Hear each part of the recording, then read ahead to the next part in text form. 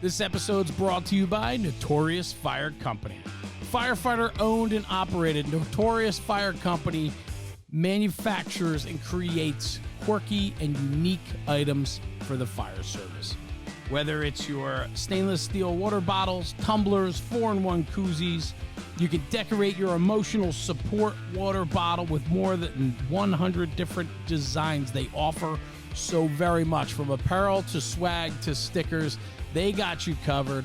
Check them out at notoriousfire.com. That's NOTORIOUS, notoriousfire.com. And check them out on social media, Instagram, Facebook, and TikTok at Notorious Fire. And this month with the podcast, if you use coupon code Fire Radio June 2023, that is Fire Radio June 2023, you'll get free shipping on all orders within the U.S. So check them out, notoriousfire.com. Lenny and the crew, they're making great stuff, and I have to tell you, with the summer upon us, the sticker packs are out of control. You got everything from Star Wars to pinups and everything in between. Slap them on your beer fridges, your coolers, and your tumblers, and celebrate the summer in style with Notorious Fire. A good supporter and longtime friend. We're happy to have him on the podcast with us. Check him out, notoriousfire.com, and coupon code FIRERADIO June 2023 for free shipping all across the U.S.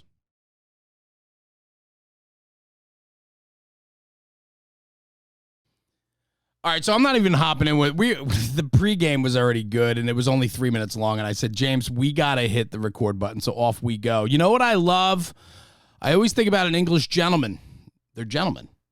And then I hear you drop the fuck and the shit and the words, and I go, and I just smile and laugh, and that is how I'm firing up this podcast today with you. James Geering, welcome to the podcast, brother. The man behind the Shield podcast, bringing so many different personalities to first responders, military, and educating us as we go, educating us with PTSD, fitness, sleep, diet, and everything in between, man. Thanks for joining me today. This is going to be a lot of fun. I'm actually very excited to chat with you today. So thanks for joining me on the podcast. Yeah, well, thank you. It was funny. When I first put this together, they ask you, do you want an explicit rating or not? And I thought about it for a second. I'm like, yeah, we probably need to do that. And it's not like affected, but you know, I think when we really open up, even some of the most articulate, I don't know, the guests you'd least expect, once they know they have the capacity to speak freely and they get wound up about something, they'll use, certain words, as will I. So sometimes it's more, but then I listened, I watched The Boys. Have you seen that show on? I have. I have. Yes. Yeah. So compared to Butcher, I'm still you're a bit of a choir boy. Absolutely, man. You're still sitting in the church pew on that. But here's the thing, though, and that's what brings up a really good point, though, is you get quite emotional about what you talk about, which I really enjoy, because as I binged some episodes today and yesterday, flipping around and listening to a few things that you've done to prepare for today, and I don't really prepare much for podcasts. That's just the God's honest truth. I learn a little bit about the individual, kind of figure out their angle. But I did notice that when you do swear in the episodes that I listen to, it's because it's coming from straight passion. And that's authentic to me. Like, that's where it hits home. For you, have you always been an emotional and passionate guy about topics that you dive into?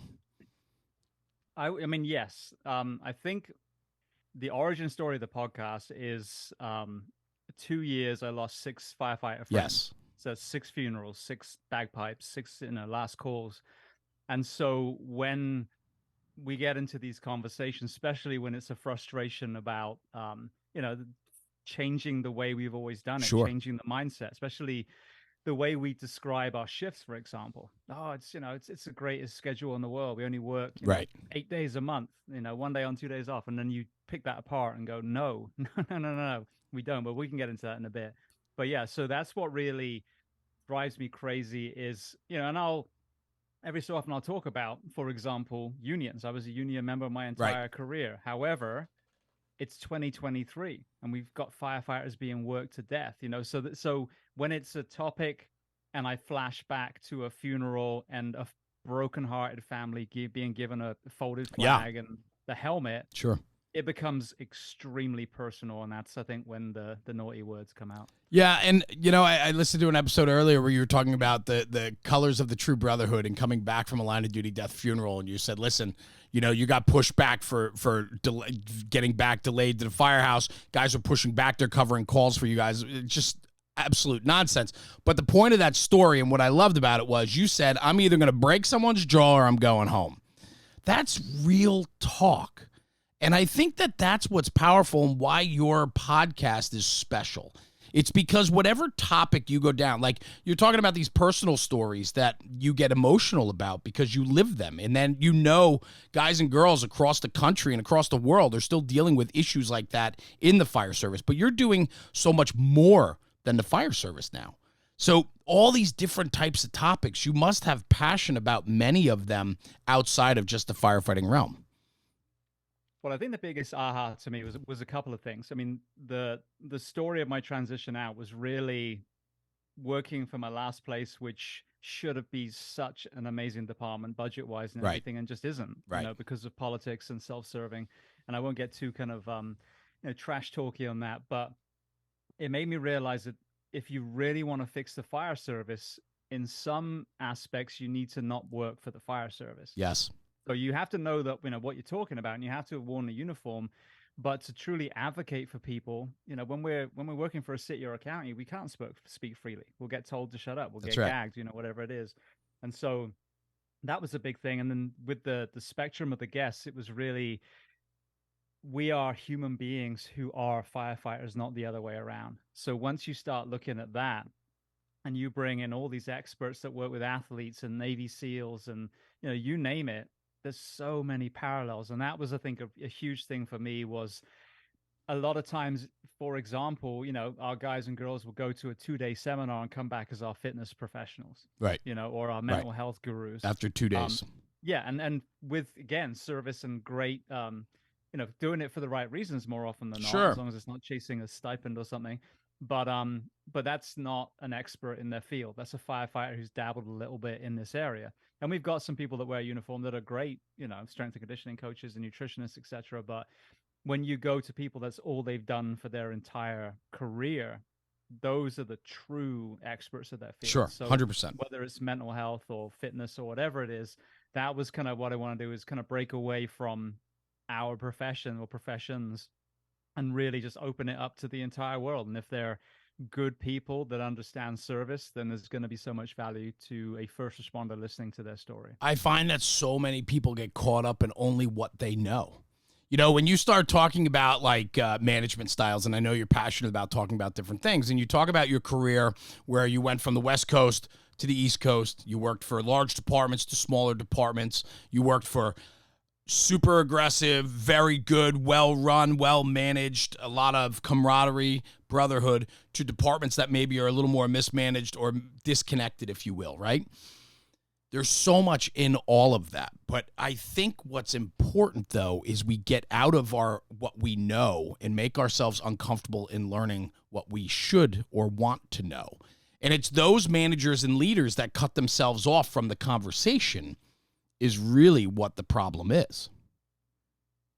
One of the things that I think is a real resounding common denominator, we are governed by a budget year in so many of our professions. And when you think about that, you are Chief X and you want to look good in that budget year. So that is not going to create the latitude to make decisions that may affect the department 10 years from now. And that's an interesting thing in all the departments. I've never known, like, what is the plan? Like, where are we going? What are we trying to do 10 years from now? Right. What are we going to make the citizens, we're going to have less fires, we're going to install more smoke alarms, how are we moving the needle? And a lot of times, and it's the same in a lot of our people that served in the military too. They're like, well, I just showed up, we went out and hunted bad guys and then we came back. And that's how I feel we are a lot of the times in the fire services. We show up, we put our gear on the rig, we check out our stuff, we do our workout, and we run a whole load of calls. We get murdered at night. We wake up, have some coffee and go home, rinse and repeat. So understanding that you have to break away from making yourself look good in a 12-month period. And the phrase, and I always butcher it, I got to look it up and actually figure it out one day and learn it verbatim, but to plant the seed of the tree under the shade. You will never know. You know, I love that concept. Yeah. Do something that will make it better, even though if you're not around there for people to applaud you and pat you on the back. And until we get that kind of visionary leadership, we're just going to be stuck in this hamster. James, aren't we? That's what we are today, though. Everybody, we live in a society today where we need the accolades. We're putting pictures and videos of ourselves doing everything these days only to get that response back from people. They liked my photo. They made a comment. They saw me do this. They see me doing this. Look at me. I need accolades. I need to boost my ego. Yesterday in the fire service, our brothers and sisters generations before us didn't care about them. They cared about the whole. They cared about the greater good. Today, more than ever, we focus on the individual and not the whole. I think that has a lot to do with it. Today's budget matters. I'm not worried about budget 5 years from now or the health and wellness program or the response numbers and statistics or the sleep statistics for our companies, because that's going to be somebody else's problem. Right now, I'm worried about me, my name, and I need to deliver a really good budget for the next 4 years while I'm sitting in the top spot so that I get that nice package when I decide to leave town hall. Mm-hmm. And I think the other thing, and this is coming from a guy that never rose above the rank of firefighter, had a very interesting career, kind of a fire gypsy, if you like, and really enjoyed being in the backseat. Gypsy. I had this plan to kind of promote, and I kept getting to where I could, and I was like, no, I don't want to be the panel. I don't want to be on a radio outside doing a 360. I want to go in. Yeah. I want to put fire out. I want to cut heat holes. I want to cut cars open. And so, there's that real love of the job. But I've lost my train of thought again. Where was I going with that? You were talking about you never rose above the rank of firefighter, and there was reasons for that. Yeah, it was false economy. So what I did, coming from this place of, the lowest rank in the fire service, as someone who's kind of bounced around, is from other countries, it did give me a way of kind of analyzing without being too deep into a department, because I literally was at no department longer than 5 years. So, and what I've seen is, for example, the way that we work our firefighters at the moment, and we can get into this, the crazy work weeks that are just, 56-hour week minimums, and then you've got mandatories. Now you're talking about an 80-hour week, which is double what the person who does your taxes or bags your groceries does. We are absolutely bleeding money in our counties and our cities. Sure. So it's an absolute false economy. And if you look at the corporate space, you look at Google, for example. I went to their headquarters a few months ago, just because a friend of mine, her son, worked there, and a gym in the building. They kind of come and go as they choose. They're trusted to get their work done. It's the opposite of micromanaging. Now there's this push in the corporate space, because they've tried it and it worked, that a 4-day work week is just as good as a 5-day work week. And it's not like 4 10s now. It's 4 regular 8-hour days. But when you're told, hey, if you can get the same amount of work done in 32 hours, you can go home. And they would just become more efficient and more innovative. And so, understanding that if you invest in your firefighters and you give them the rest and recovery, and you have the staffing that we need, you will actually save money in these city budgets. And that's what really, really blows me away. I am a white belt when it comes to economics. But when you look at it with just kind of a complete beginner set of eyes, and you understand sleep deprivation and injuries and mental health and some of these other things, and you put it all together in a very simple equation, it's like, well, if you front end all this money that you're wasting in the back with medical retirements and workman's comp claims and overtime coverage and all these other things, lawsuits from when we screw up, you will save hand over fist. You can open up some of these stations that you close. You can put someone in the fourth seat. So that, I think, is what's maddening again, is we talk about, oh, we're a business. I disagree. We're not a business. But you want to use the business model? Okay, well, then don't use the Chinese sweatshop model. Use Google or Virgin instead. Well, it's convenient conversation, right? I mean, that's really what it falls onto. And I think that many people understand that. But to subscribe to that and then to put it into action is super difficult. I mean, look at what we do on a large scale. We just keep adding debt. I mean, we're not worried about anywhere in society. Are we not worried about tomorrow? Even when we talk about green energy, right? I mean, there's zero emission standards, all these goals they're setting. And yet when they ask for the hard numbers and the real truths, it's all BS. It's all paper. It's all wrapped up. It's all bows and streamers. There's no legitimacy to many of it, and the return on what they're instilling, it doesn't make sense. I mean, I think we need to get back to a common sense approach on just everything. I really do. I'll give you the emissions thing. It makes me laugh. And it was the same when the gas prices went up and everyone's losing their mind. You hear about, plant-based, and again, plant-based and vegan, I get it. Taking meat out and having processed shitty non-meat products are two different things. Yes. A plant-based, a true plant-based diet is healthy for some people. I think a plant-based diet with some meat, which sounds counterproductive, is the perfect diet. But let's look at the way that people have sold vehicles in America. It's you, your wife, and your child. Well, you need a Suburban. Oh, 100%. A small minibus. Absolutely. And so when people were losing their minds over gas, it's like, well, where's the conversation about smaller vehicles? I mean, I grew up in England.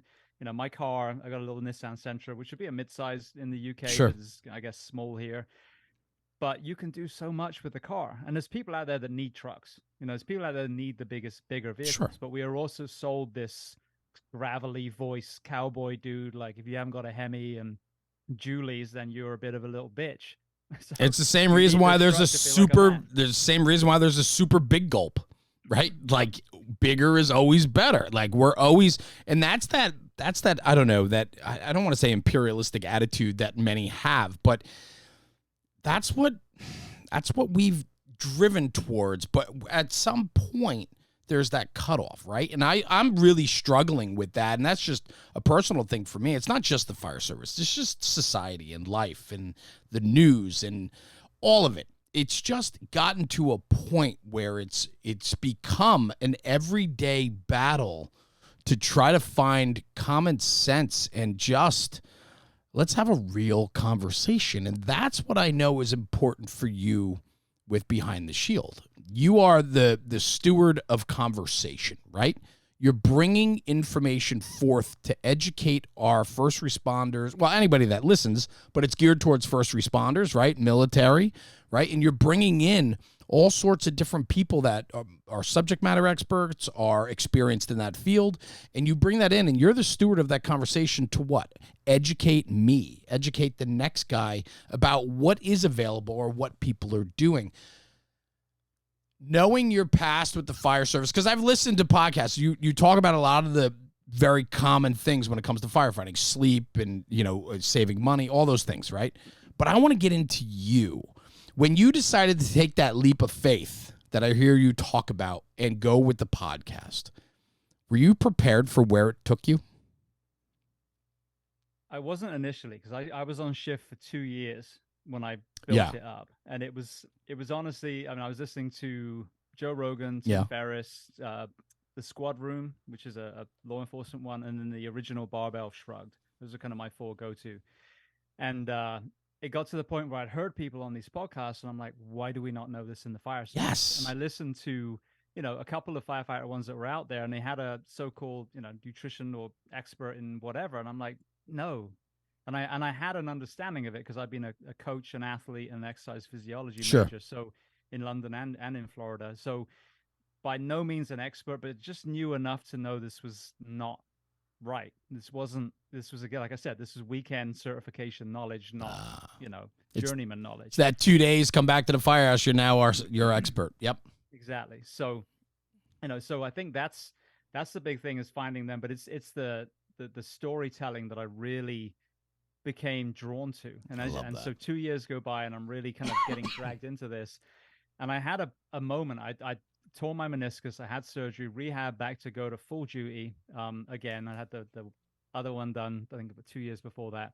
And I just came to this crossroads 2 years in. I forget what the numbers were, but it was to the point where it definitely was gaining traction. And I said to my wife, I'm like, I honestly think I'll do more good doing the podcast than banging my head against a brick wall in this last place I spent 5 years trying to make better. And so many of the kind of fired up firefighters that a lot of us are aware of, when you listen to their story, more often than not, they're not well received in their own department. And it was kind of the same thing again. So I rehabbed back, and I literally was about to go back on duty, and I was like, nah, I think I'm done. So I put in my retirement papers, cashed out my retirement, which was basically enough to pay me a salary for like 18 months. Bro, that's So all in. yeah, it was all the chips. Yeah. But then, firstly, the moment I did that, the weight off my shoulders, realizing that I didn't answer to any of those people that made my life hell. Wow. So long. And that now, I have like this conversation. Yeah. There's no, you can have your person email my person. There's no, oh, I love that. Talk about that. Yes. Yeah. So, pick up the phone. I was just talking to Al Benjamin last night. Yeah, sure. Rescue One, retired. Yep. Yeah. And we did an episode together a while ago, and we've remained really good friends. And we talked for almost 2 hours last night. It's just, you have these incredible conversations. And when you record them, you literally, and it's a free podcast, so you literally open it up to the world. So you might be here in America, or you might be in Cape Town or Tibet. As long as you have an internet connection, you understand English, you can access the same exact knowledge. So it was a leap of faith, and it's terrifying financially. I mean, even right now as we record, some of my ride or die sponsors have kind of backed off a bit because of this, potential financial crisis we're getting. But it is what it is. No one said it was going to be easy. But the liberation from not being told what to do anymore, especially an aha moment I had only a couple of years ago was I felt so much autonomy in the fire service. I mean, when we're on the rescue, for example, it's me and my partner. We go where we want. We jump calls. We go these absolutely ghastly, calls that we get pulled on, and then you're just cleaning up the back, and then you go get a bird. You feel like you're king of the world. Yeah.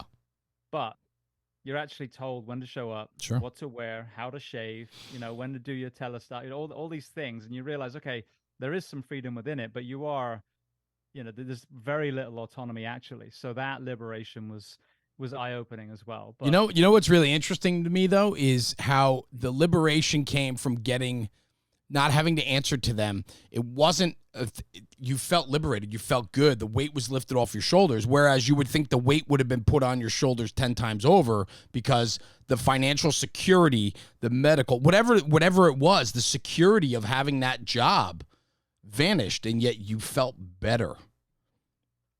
It's wild. It was interesting. Yeah. Because I'd served for 14 years by that point. Right. And I was never, ever ready to leave the fire service from the profession point of view. I loved it. Like I said, I didn't want to rise above firemen. I was still, right. You hear these older guys, if I see another fire, it'd be too many. I'm like, no, you're wrong. Yeah, okay. You're coming from the wrong department, my man. Yeah. Exactly. Yeah. So usually those are the guys that actually were not slaying a lot of dragons. But so I had that burning desire, but when you transition out initially, there is that ego thing. So many people struggle with when they promote, or they get hurt, or they get fired, or they retire. And I volunteered for a heartbeat here where I live now, and I just felt like a paramedic ride along. It wasn't the same. It wasn't right, because it's not like full volunteer. It was you can fill an extra seat if you want. So that was interesting, but let me also redefining service. Okay. So just to finish this thought. Yeah. So you realize that you're on the same mission. You became a firefighter because you truly want to help people.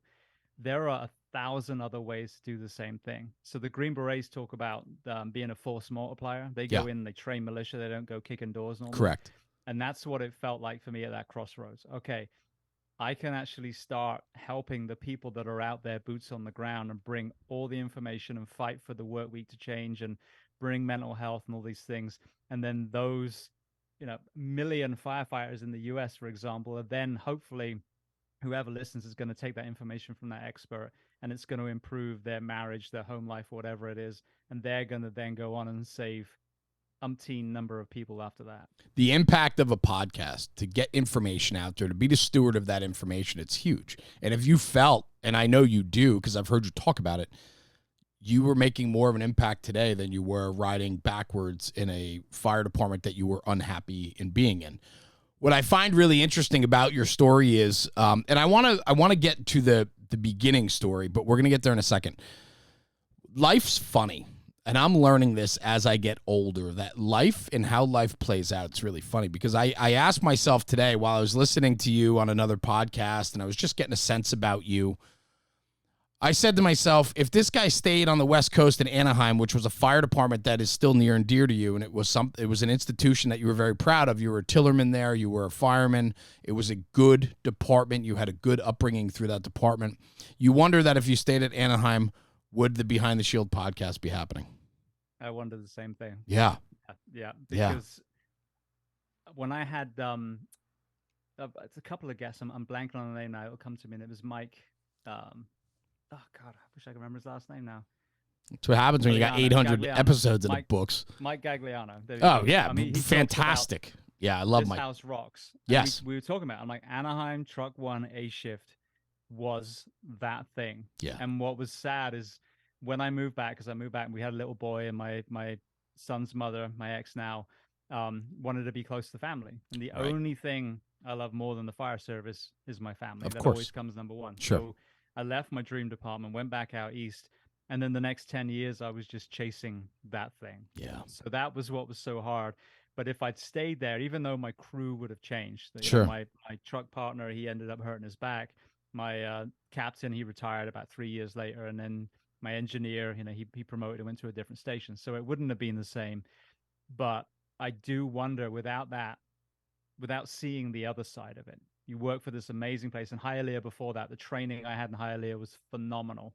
My entrance into the fire service was like smoke diver on steroids. No kidding. Yeah. And then I go to Anaheim, and then I go to Orange County in the Orlando area, which was a mixed bag. Some phenomenal firefighters and first Jews where they just work their asses off.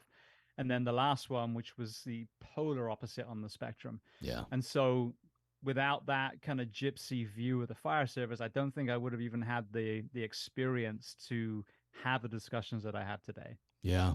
I love that. I think, you came in on the top, you know what I'm saying? Like when it came to departments, and there's something to be said for that, but it's a real good perspective of what the American fire service is. There are incredible departments out there that promote their people. They hold a above, a line of they don't even know what a minimum standard is, if you will, because they don't want anybody there. They want people above that standard all day long, and to perform even at their worst to be well above the minimum standard. And then we have departments that truly don't care, as long as the check boxes are there. And the thing that drives me bananas, and I was thinking about this today too, is you talk to military people, you talk to people from all different walks of life. And a lot of what the common theme is with the people you talk about is there's a lot of discipline and a lot of pride in what they do and who they are. And then, you have, I'm sure, I'm not a big military buff. I know a lot of people are with podcasts and so on. I'm just not. It wasn't something that was, that I listened to often or this or that. But military, bankers, carpenters, you name it, whatever profession it is, you have good and you have bad. I mean, that's just a given, right? But you don't want to have big swings when it comes to the overall service to the customers that we provide our service to. But you do find that departments sometimes are circling the drain, and there is little to no hope for those people that are a part of it.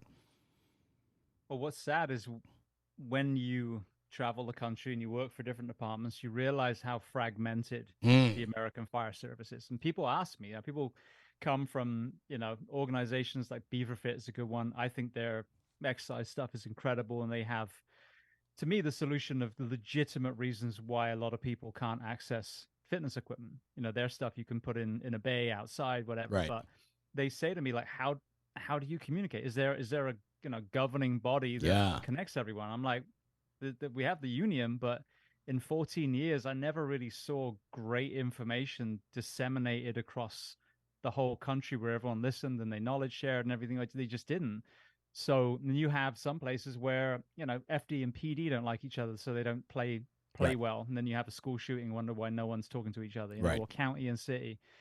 So this is the real issue is, as you said, there are departments that do things really, really well, but they don't communicate with other people. I mean, they might be trying to, but when you've got, whatever it is, 20,000 silos, and everyone trying to reinvent their peer support program and their fitness program, and working on hiring and all these things, it's the same as the States. And I talk about this quite a lot.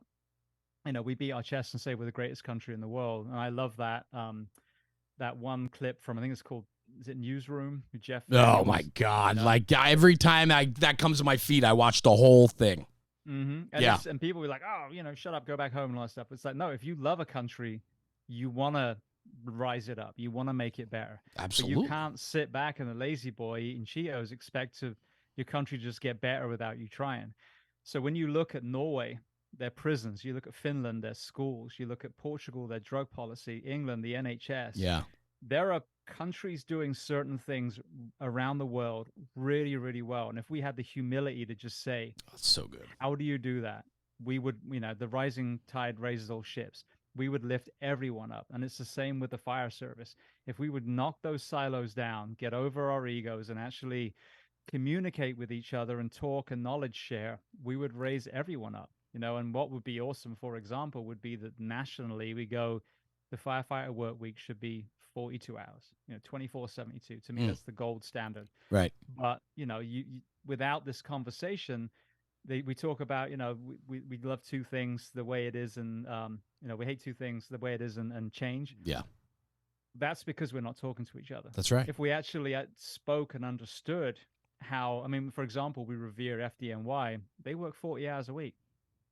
So we revere their high-rise operations, but we won't revere their work week. Right. You know what I mean? So this I think communication is the key. I think what's interesting about that, though, James, and you are a part of this, it's a national voice. It's a voice for the people. And as weird as that might sound, or maybe it doesn't, I don't know. Like, I struggle with it sometimes when people are like, oh yeah, well, you did this and I'm like, no. I'm just the steward, right? We deliver a message. We've been able to grow a community that we're a part of. And if we can share messages across that community or share a conversation with somebody that knows a little bit more than I do, then it's a win, right? I think today more than ever, though, there's this movement in the fire service where the people are educating themselves and not just relying on what they're being told behind the garage doors that they work or volunteer at. Yeah. And I have to say, it's kudos to you and all the other people that have podcasts, whether it's in our profession or anything. I think, podcasts, writing books, documentaries, that's the new renaissance of information. I mean, look at Joe Rogan. Sure. He's literally got Donald Trump trying to grab his hand in the UFC. Did you see that? Yeah. It's wild. and he's trying to pull his hand away the whole time. But anyway, that's where it is. And all it is someone who's found a way of having a conversation without any filters. And it's not so you can talk shit and conspiracy theories and all this stuff, but you can have a conversation and you can bring in an expert in their field, and the person that hits play can literally be the third person in that room. They can't interrupt. They have to let these people actually articulate their thoughts. And if it's a good host, then they will ask a question, like you do, and then listen, and Joe does, and Tim Ferriss does. Sure. Joe does, unless you talk about ivermectin, then forget it. He just goes off for 20 minutes. But I think this is it. This is such a great medium now to remove the silos, to remove those barrier to entries. What I love about the free ones, which most of ours are, is again, there's no budget needed. Just freaking hit play in your car on the way home, or when you're running, or in the gym, or washing dishes, or mowing the grass.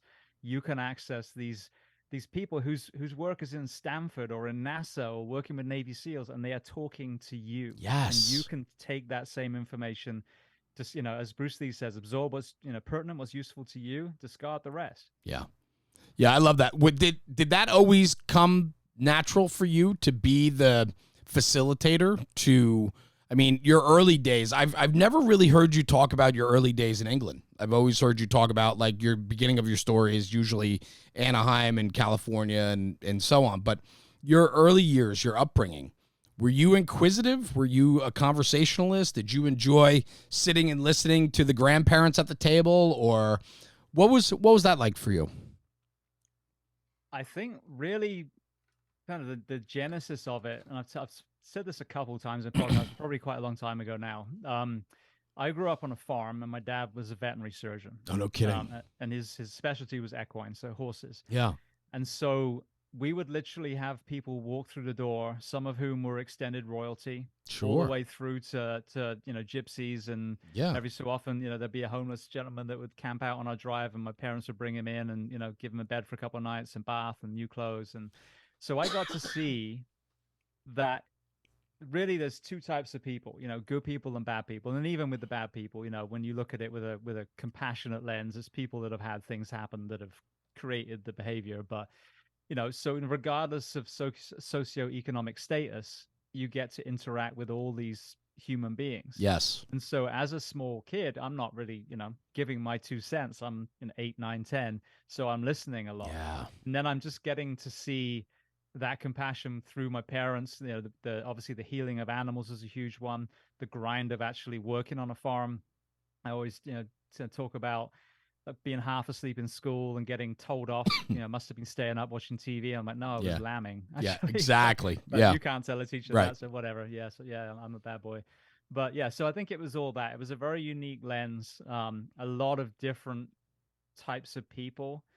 And then, even on our credit podcast too, as I've progressed and I've listened to what it sounds like two human beings having a present conversation without stepping over each other, without a debate, because I hate that word. Nothing is solved by debate, but a conversation where you can disagree is such a powerful thing. So I think, as you progress through and, when you're wearing a uniform, I'd like to think if you've really, you're heading towards mastery when you can converse with, like I said, a lord of the manor on one call, and then the next call you're going on a homeless gentleman or, an addict or whatever it is. And it's not money's nothing, but you can just interact with different types of people with different stories. And so then it was applying what we do at work into a conversational space, and then being curious, because we're jack of all trades, master of none. Well, curiosity is huge, right? And you talk about being 8, 9, and 10 on this farm, and not much to say, but you listened. I think for guys like you and I that have podcasts that are regularly released, always talking with different guests. I mean, I'm constantly learning, and the only way you can learn is when you're willing to listen.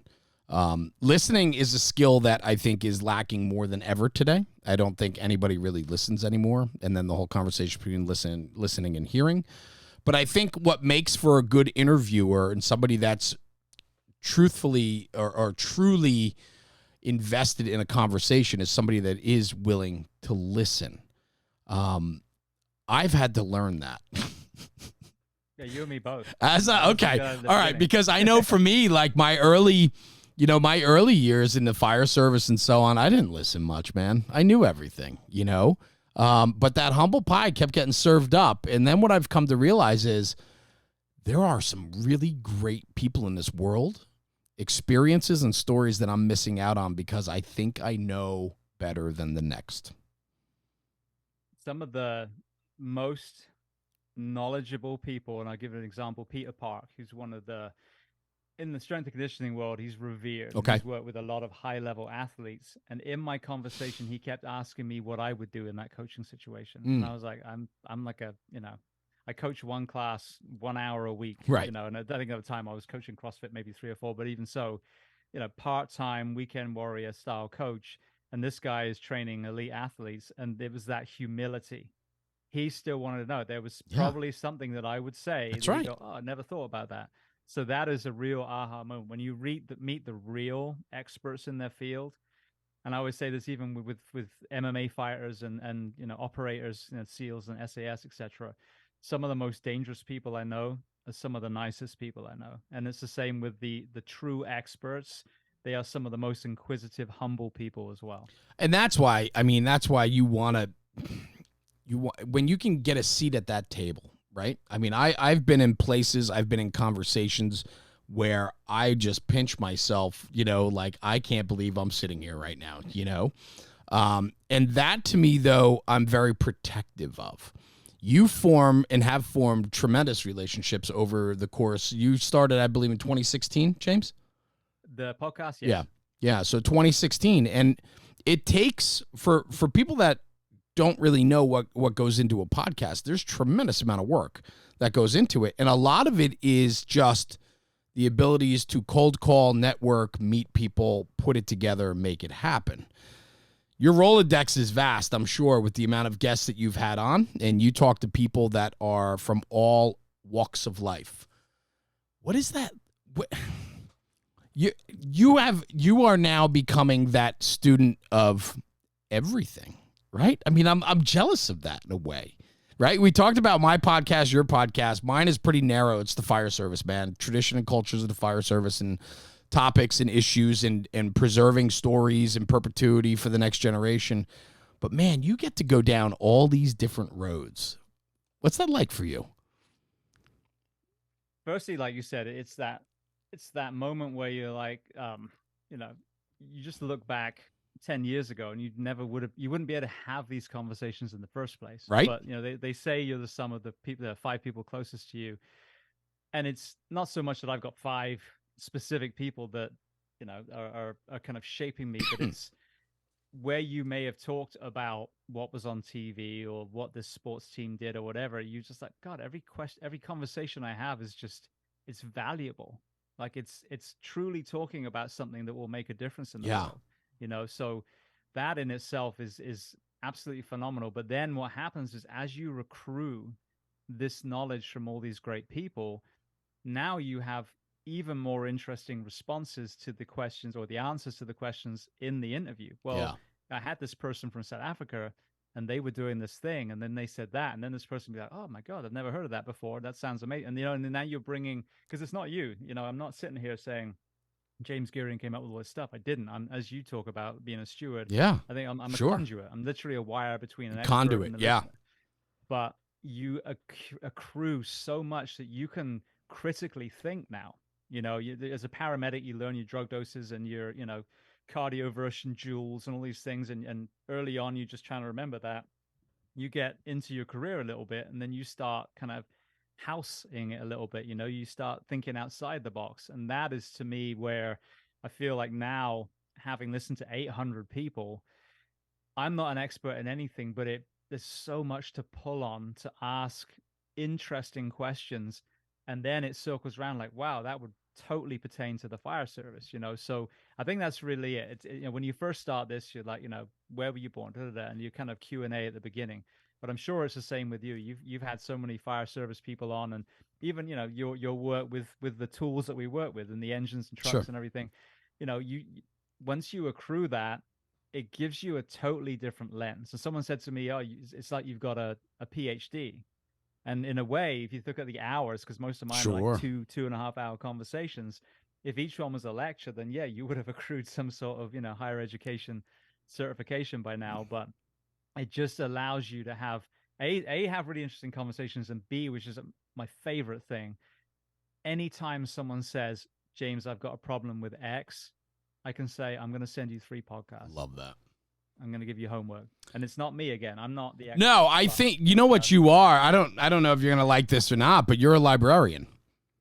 Yeah. When super gangster. Right? Super gangster librarian that's badass, has the coolest library in the state, but you go to a library, okay, you know what? This is crazy because like a lot of people that listen to this show probably have never stepped foot in a library. So the younger generation, right? Libraries aren't what they used to be. Me growing up, you go to the library and you talk to the librarian and you say, I'm looking for X, Y, and Z. And they already have authors, book titles, and ideas of where to go. And then they'll point you in the right direction. That's cool. That's very cool. Absolutely. Yeah.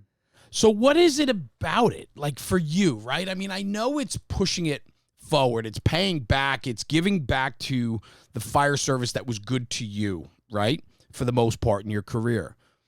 There's that. But where's the selfish side for you? Where's the part that James Geering needs a little bit of every time you do a podcast or somebody has something to say? Like what's the little selfish side? I think, they talk about compassion being selfish. Yeah. Because when you do something kind, and this is what makes unkindness so strange. When you're a dick to someone, as long as you're not a sociopath, there's a little part of you that feels kind of nasty after. Sure. But when you're kind to someone, there's that endorphin, dopamine, whatever it is. There's that payback, that hormonal payback. So I think it's that. Like, if I was looking at what serves me, I don't want any more people to die before their time. We're all going to die, but I don't want anyone to die needlessly. I don't want anyone to suffer needlessly. So every time, and I definitely am an empath, which is why, that whole jaw breaking thing, like it breaks my heart when someone on the other side of the country passes away that I've never met in my life. Yeah. And my department wasn't even grieving the person that worked in the same freaking station. Yeah. But so I feel that pain, I do. So I think the real selfish push is the more of a dent that we make in a positive direction, the less death notifications you see where someone suddenly passed, which means overdose, suicide, for example, and your heart isn't broken yet again. So I think really, I mean, it's coming from kindness and giving, but if you're going to say the selfish things, I don't want to grieve over and over and over again because someone in uniform or another civilian who had no idea how to eat, how to move, and now we're sticking a tube down their throat at 48 years old, and we've lost them. So if there was a selfish thing, it's that. I mean, we think of giving as being selfless, but of course there is a reward, and it breaks my heart seeing people suffer. It breaks my heart hearing heartbroken families when their loved one has passed, and we did everything in the book, everything we were trained to, and they still die. So if there was a selfish side, it was that. Yeah, so much to that. Because that endorphin dump that you talk about, right, with being kind, man, I'm 46 years old, and I am so happy with where I've come and where I'm at right now compared to where I was. I credit the podcast with a lot of it. I feel that every conversation, I wanted to ask you this, I feel that every conversation I have with a guest pushes me to want to be better. And then I have that struggle of then actually doing it, right? And I'm one of those guys that I struggle with things like that sometimes, where I struggle that I should be better, I should be doing better. I'm not a baby step guy. I'm a pretty big incremental guy. I need, big steps. And I'm learning to take smaller steps, and because then you don't let yourself down as much, I believe, but for me, like, that's holding myself accountable to the people I'm talking to. You talk to all-stars, rock stars, people that have been there, done that. Their pedigree is strong, and they bring a solid message to your community. When you get done with them after 2.5 hours, are you sitting there exhausted? Like, oh my God, how's he do this? It's a mixed bag. Like some you finish and you're invigorated, you're fired up. Yeah. I genuinely listen to like Greg from Wolf Brigade. I said on the recording, I'm going to start doing your programming. I am doing Wolf Brigade programming now. Okay. I will try and do a watch book documentaries or read books that they suggest. So I will genuinely pull a lot from these guests. But what's interesting is so many people in our profession have elements of trauma when they were younger. And sadly, in the kind of first responder mental health conversation, we never really talk about sleep deprivation. We never really talk about childhood trauma. Okay. And so many of these high performers, there's sexual abuse, there's growing up around domestic violence and addiction and all these other things. And so when you walk through some of these people, so many of them were at that point, holding a pistol, just at their absolute bottom. And when you are being present and truly trying to listen, and truly, when the time is right, having a compassionate response to what they've said and adding layers and, drawing off that can be very, very emotionally draining. Yes. It's for the most beautiful reason. This other human being has trusted you. Yes. Bare their soul and tell you that thousands of people will listen to, but thousands of people will actually truly resonate with and make them question some of their own things going on in their head. But it actually takes quite a toll, and if you're not careful, if you do a few conversations that happen to be in a row, you gotta hit the pause button. Because there was one time I was talking to my wife about this. It was about 8 months ago now, and I was in the shower and I just started crying. I had no idea why, and I cried on and off for 2 days straight. And it wasn't like I've been depressed. It wasn't, oh, I'm thinking about this person I lost. It was just sadness. Like, yeah. crushing sadness. And eventually, you know, it got it all out, and then it was fine again. But yeah, I mean, some stories can be energizing, but a lot of them, I would argue, the more important ones, heavy. it's just like I kind of wrote the analogy in my book, The Green Mile. You know, Michael Clark Duncan's character. Every time he takes someone's pain, it takes a little bit from him. Unless you can get that out again, it will kind of, you know, beat you down. So some of these men and women that have kind of become figures from their mental health stories, Travis Howes or Dustin Hawkins, if they're not careful, everyone's calling them. And this is one thing that I've realized recently, is that we all need to create very small tribes within our tribes. I love that. And just watch each other, so that we're not, you know, overwhelming your quote unquote peer support guys, or, you know, you're the one person who's been very courageous with their story, but we actually all look in a buddy system. You know, we're all looking out for each other, so we can spread that emotional toll, and that way you're not burned out and you can be there for someone. Have you always been so in touch with emotion? I mean, there's so much to it, right? And I listen to you speak. You're very calculated.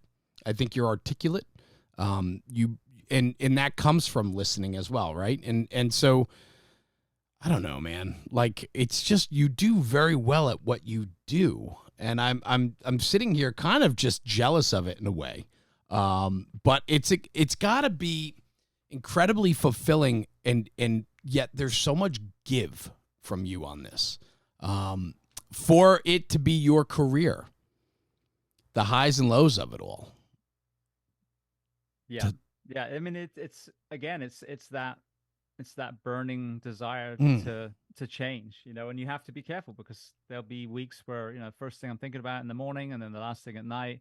So I've just recently changed my routine, where now I do foundation training and meditate and then walk my dog. So I'm not actually allowing myself to kind of think about the podcast until, you know, like an hour and a half into my day, because it will, you know, and then you're trying to relax with the family, and you know, I mean, the text will pop up, "Hey, I've got a great guest suggestion for you," and then off down the rabbit hole you go. So yeah, but I mean, it is, again, there's no greater motivator than a funeral.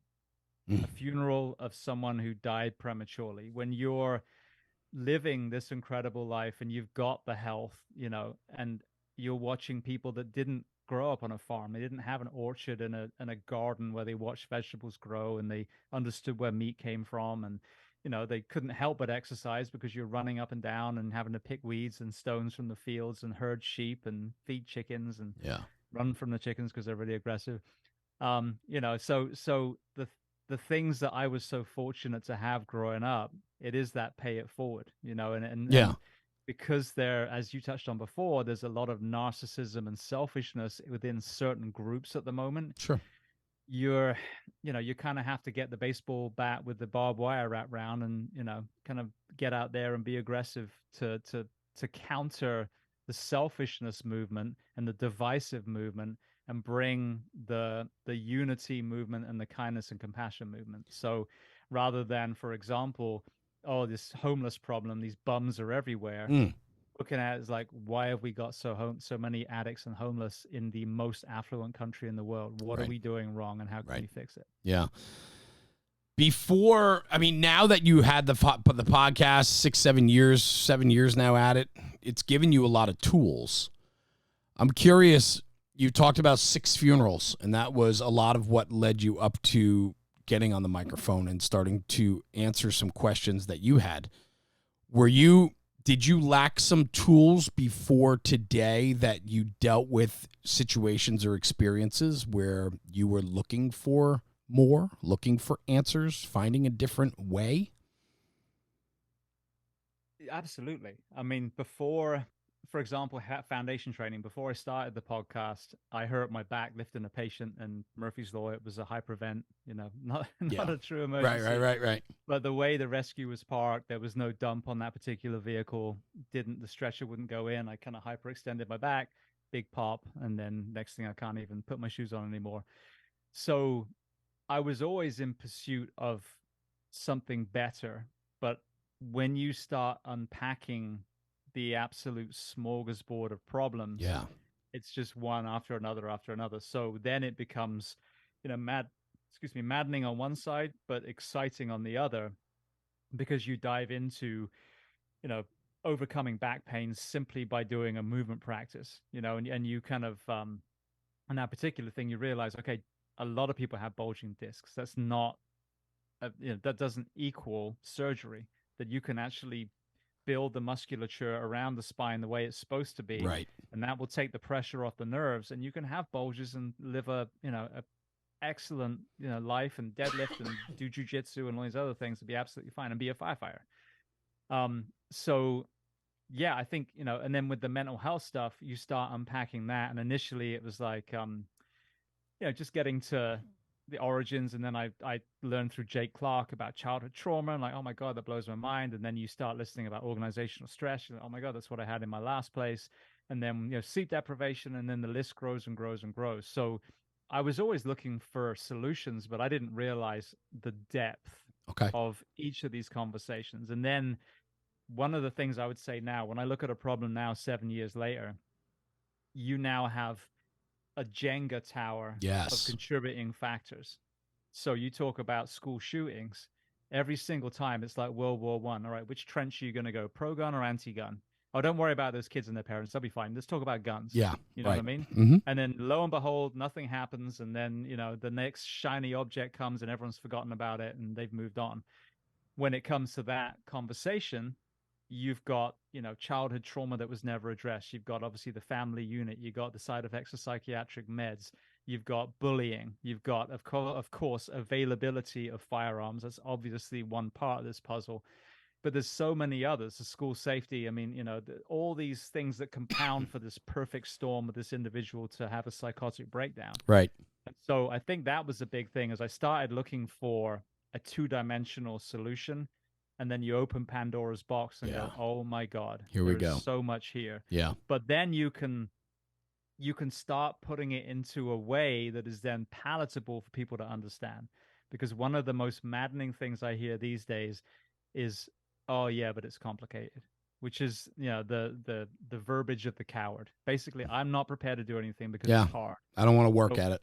Yeah. So yes, there is some complications to it, but if you take all those things and put them into some sort of order, you can show them it's not complicated.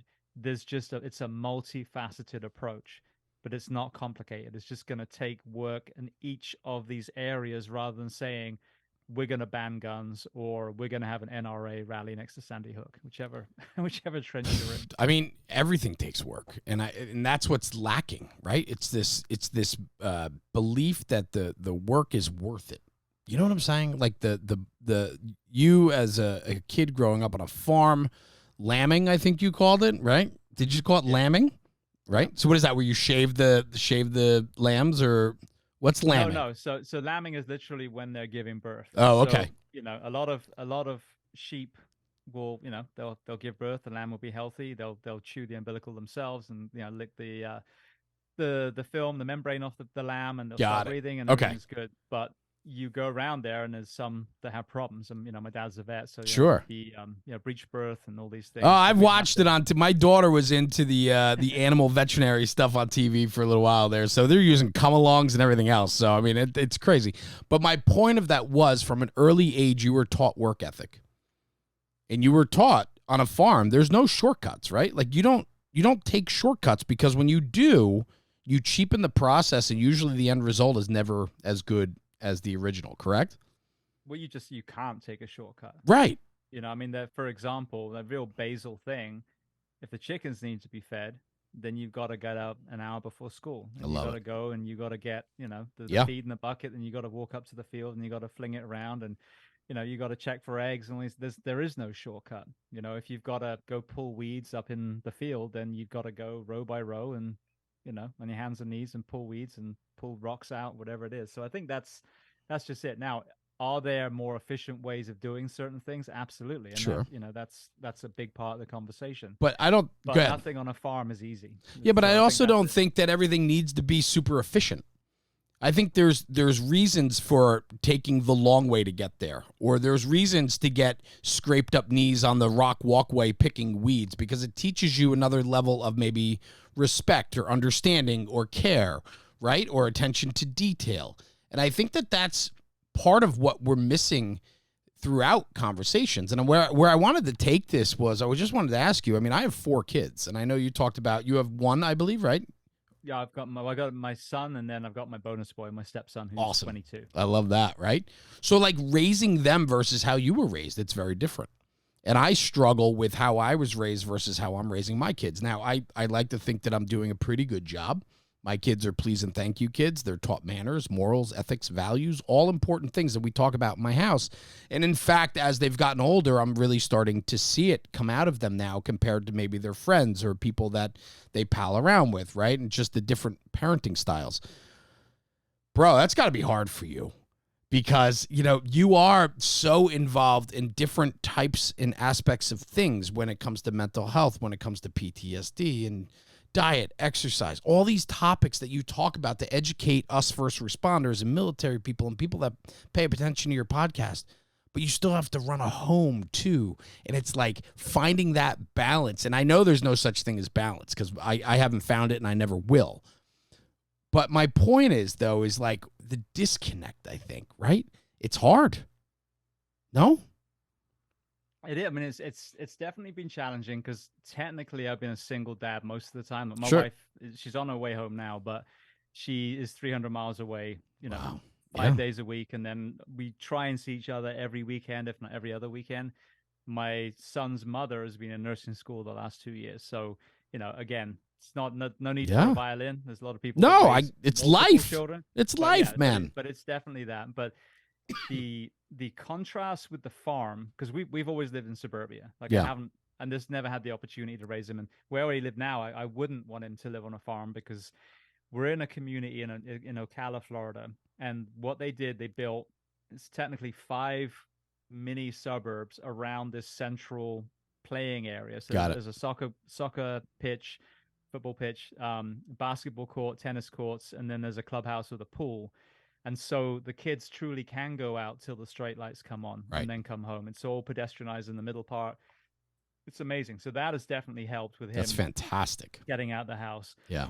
But another interesting thing, just while we're on parenting, it's not exactly answering the question, but it was kind of an interesting aha. When he was very little, you know, like toddler age, and you know, I could do the little pat on the thigh, like literally just a slap. No. And then I kind of had this thing like, okay, he's getting a little bit older now. I don't want him to think that that's what we do, is if you don't want something, you hit someone. Even though I was definitely exposed to Victorian punishment. I got spanked when it was deserved as a kid. Are you kidding? You piss off mom and then dad comes home 8 hours later and they didn't talk during the day. So I got my ass whooped when I thought everything was fine. You know what I mean? Yep, exactly. And they would, you know, get me to go out there and choose a branch and come back and whip my ass with it. And absolutely. Wooden flip-flops and stuff. But so anyway, I went to the timeout. It was very alien to me, being pretty much early from England, but I'm like, okay, well, this sounds like a good idea. It worked really well until one day my son goes, I don't want to come out of timeout, and completely destroyed the whole thing that is timeout. If they don't want to come out of it, they just totally called your bluff. So then, and he's about... That's funny. 4 by this point, I think. Smart kid. And so is able to understand, you know, conversations now. So I started simply basing all my parenting on kindness and compassion. Yeah. So whatever it was, it'd be like, well, is that a kind thing to do? And that was, I'd never ever, you know, smacked him on the leg or anything again, but that was the core. And so as we've got older, and then another big thing is he's watched me be a martial artist and an athlete and, you know, do firefighter competitions and all that stuff. Where he didn't grow up on a farm and have that kind of discipline, the kindness and compassion has stayed, and he's almost 16 now and still real sweet little boy. Yeah. I mean, he's as big as me now, but he's still sweet. But completely on his own, when he first went to high school, about 3 weeks in, he's like, Dad, I joined up for JROTC. I'm like, oh, wow. Okay. The military program. I'm like, okay, why? Yeah. Well, I was doing PE, but we never did anything. We just watched PowerPoints. So I watched the JROTC people exercise, so I joined them. Awesome. And then he's put himself through the track and cross country, and he now runs varsity for his school. I will not take any credit. I mean, of course, there's osmosis, but this is all off his own back. So this is what's really amazing is if you walk the walk and you create an environment for your kids to find their own version of your childhood. That's because right. It's not going to be the same. That's right. This is not an Love English farm. I love This it. is suburban Ocala, but they can still have that, and that's what drives me crazy with the kind of kids today participation trophy kind of, bullshit talk that a lot of people that don't even exercise talk about young people. Is I've watched him get up and do like mini triathlons. He's done Spartan races. You know what happens at Spartan race? They give you a medal. Yeah. A participation trophy. Right. But you earned it because you just ran That's 13 miles through barbed wire and you earned it. And so, there's a lot of discouraging thing for these kids. But if you can inspire them, if you walk the walk and actually get out there yourself, that's the number one thing. But find a different version of what you had when you were young, because they can get out there. But these kids are up against it. The whole world is around these devices. And if we don't inspire them to get out, they're going to get sucked into that vortex that is technology. Yeah, I'm right there with you. I think that's so important. And kindness and compassion, man, goes a very long way. I think we need more of that more than ever in the world in which we live today. Yeah. And sadly, when we were young, they're like, one day you could be prime minister or president. Well, the last, I'll say few years, plural, it spans both sides of the aisle, I haven't seen a lot of kindness and compassion from the White House. So, sadly, even that position is not exuding the very religious doctrines that these people say they claim to be part of. So I think we need to, go back to the old school, like you said, the values of, community, kindness, compassion. Yeah. And gratitude is another huge one. And I think ultimately it all falls under accountability. When individuals hold themselves and when we hold people accountable for who they are and their actions, well, then we can start to affect change, right? But as long as people can get away with whatever and however they act or behave or whatever they do, they can get away with it with minor repercussion or not even a slap on the wrist or any pushback. Well, then they're just going to keep taking more. I mean, it's just inevitable. So I don't know, brother. So what's next for Behind the Shield podcast? What's next for you, man? You're crushing. I mean, you're killing it, man. What's next? Well, I mean, more of the same. I mean, that we said 800 episodes, so this library is growing. So cool, man. That's a huge thing. But 3 years ago, I wrote my first book, One More Light. Right now, I'm in the process of writing a second book, which is a fiction, which you talk about, out of the frying pan into the fire. I couldn't have chosen a harder concept to try and write, but I want to create a story about multi-generational trauma, and the modern character will be a firefighter. Okay. So, that's the premise. It's so different from writing a nonfiction, because my first one was stories from my life. It wasn't biography, but each chapter was almost like a short story. So it started with a career story. A lot of them were fire service. And then it went to sleep deprivation, mental health, obesity, whatever the theme was that we pulled from that story. But now you're creating a whole world that goes back through time. So that my pipe dream, which I'm going to do everything in my power to get it made into a show or a film, because that is how we access most of our stuff, is through the screen. Yeah. But if I can, I always tell people, if Tiger King could get made, then why can't that's right. So I'm hanging on to that. Well, good for you, man.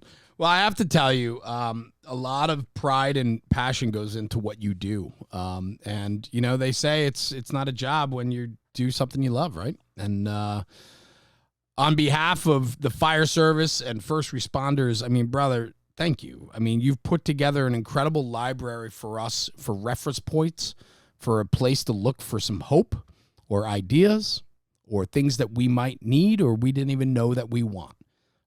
It's very cool to be able to find a topic from Behind the Shield and then find people that are in tune with those topics and have something knowledgeable and passionate to say about it. Brother, please keep doing what you're doing, man. I absolutely appreciate your time today on the podcast. It's been a lot of fun. I wanted to tackle kind of another side of you. I've heard so many, and I think people that know you know your content. They know your conversation about sleep. They know your conversation about staffing and money and so on. I kind of wanted to tackle a different way of who James Geering, kind of is behind all that. And I just thank you for sharing that. I think we hit on a couple things that maybe is not everyday conversation or questions for you. So I just wanted to thank you for that, man. It was a great conversation today. Yeah, well, I mean, I want to flip it back. For everyone listening, firstly, we're going to do an interview next. We where are. Jeremy will be on my podcast. That'll be fun. So That'll be a lot of fun. We'll learn about your background a little bit more. But no, I mean, I always tell people we are part of a tapestry. Each of us is trying to be a solution to the problem. So everyone that's out there, like I said, whether they're actually wearing the uniform and running the calls, or whether they've started a nonprofit or a podcast or written books or made a documentary, or, like Florian Lights or, Burn, or any of these ones that we have, we're all part of that movement that's trying to get to that paradigm shift where there's change, so I'm just proud to stand alongside you. I mean, your podcast is phenomenal. And, as you said, that's what's beautiful is that you are fire service specific. I kind of use that as a nucleus and kind of anchor out. Sure. And there's no two podcasts alike. And this is the thing. Some people are going to love listening to you and absolutely hate my voice and vice versa. So there's a fit for everyone. So being part of this big jigsaw that is trying to move the needle in the wellness is amazing. And I'm honored to be on here. So I want to thank you so much for having me today. Of course, man. This was a long time coming, and it was a lot of fun. And we're going to do it again because, I mean, we only literally didn't even scratch the surface. I mean, there's so many layers to you and the things that you do. But what I think is fun and what I want to impress upon the National Fire Radio community that listens to our podcasts is to understand that Behind the Shield podcast is a resource mechanism, and it is a library of information. And so go check him out. Check out James Geering. Check out what he's doing with the Behind the Shield podcast. And you can keyword search on whatever browser you use for podcasts. Keyword search things that you're interested in, whether it's sleep apnea, whether it's schedules, whether it's obesity, fitness. I mean, you name it, you've run the gamut. 800 something episodes. There's plenty of information for everyone, and it's really good because it comes from all different points of view, and you're going to have multiple episodes on the same topics too, which I think is important as well. I love it. Yeah, and if you go to the website jamesgeering.com, there's a search feature there. So if you're thinking, okay, I love sleep that. deprivation, just put that, and it will bring.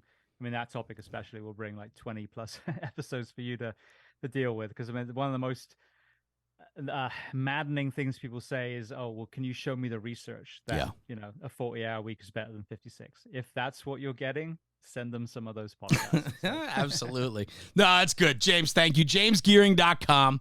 It's also Behind the Shield podcast, and any of your podcast listeners, check him out. Go over, listen to a few episodes if you haven't already. You're really missing out. He's bringing great words and knowledge to the fire service, the emergency services, and the military, and so on. So one more light, life, death, and humanity through the eyes of a firefighter. It's out. Check it out. I've heard nothing but great things. I'm not a huge reader. I've talked about that on different episodes. So, James, I haven't gotten there yet, buddy, but it is on the audio version too, I think. So I'll be looking at that for sure.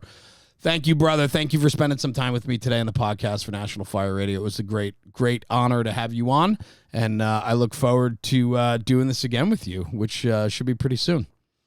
Absolutely, mate. Thank you again. Cool. Thank you, James. Hang out right here. I'm just going to end the podcast, and I'm going to come right back to you. Okay, brother? Thank you. No problem. Take your time. Everyone, thank you for tuning in for another episode of the National Fire Radio podcast. Tradition, culture, the fire service goes much deeper than just the black and white photos that hang on your wall. Today, James Geering brings so much to the table, promoting. He's one of us. He's a brother, 14 years in the fire service, decided to pursue his career in educating us and making us better. For that, I am grateful. We need more people like him. He's a steward of the word. So, James, thank you for joining me today. And like I say this every episode, and I end it this way. Take the conversation, take it back to the firehouse, and talk about it, because when we talk about the job, we're making the job better. We'll see you at the next one. Thanks for tuning in. Jeremy, National Fire Radio.